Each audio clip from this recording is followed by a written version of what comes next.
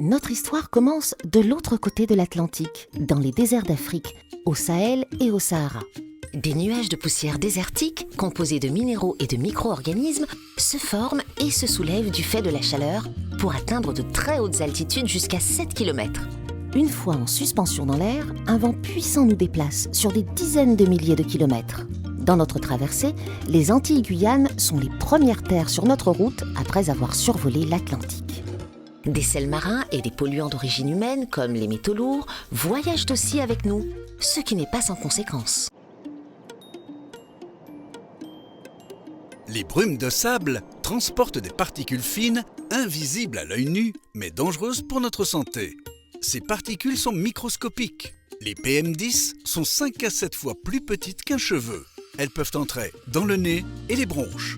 Les PM2,5 sont encore plus petites. Elles peuvent descendre jusqu'aux alvéoles pulmonaires, ces petites poches au fond des poumons où l'air qu'on respire passe dans le sang.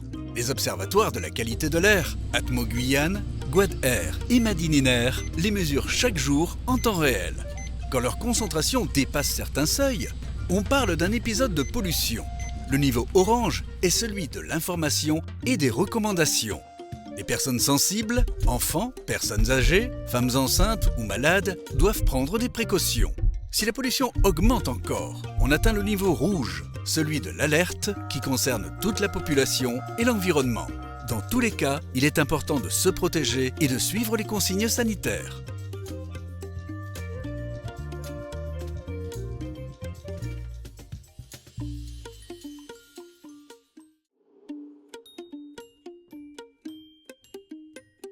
Lors des épisodes de brume de sable, l'air contient de nombreuses particules fines.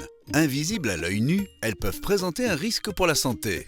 À cause de leur très petite taille, ces particules peuvent entrer profondément dans les poumons et parfois même passer par le sang. Plus elles sont petites, plus elles sont nombreuses, plus on les respire souvent et plus elles sont dangereuses pour la santé. Elles peuvent provoquer ou aggraver des problèmes respiratoires comme la toux, l'asthme ou les bronchites. Elles peuvent aussi être liées à des maladies du cœur. Les enfants, personnes âgées ou malades et femmes enceintes sont particulièrement vulnérables.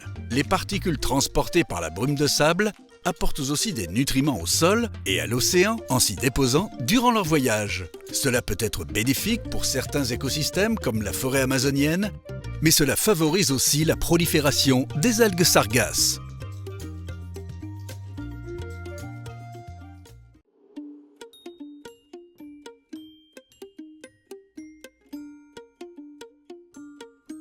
Lors d'un épisode de pollution lié à la brume de sable, un niveau d'information et de recommandation peut être activé. Il vise à protéger les personnes les plus sensibles comme les enfants, les personnes âgées, les femmes enceintes ou les personnes souffrant de pathologies respiratoires ou cardiovasculaires. Dans cette situation, Atmo Guyane, GuadAir et Madininer recommandent de respecter scrupuleusement votre traitement ou l'adapter sur avis médical. Consultez un professionnel de santé en cas de gêne respiratoire ou cardiaque. Privilégiez les activités physiques modérées. Si la pollution s'intensifie, un niveau d'alerte peut être déclenché. Il concerne toute la population car les effets sur la santé et l'environnement sont plus marqués.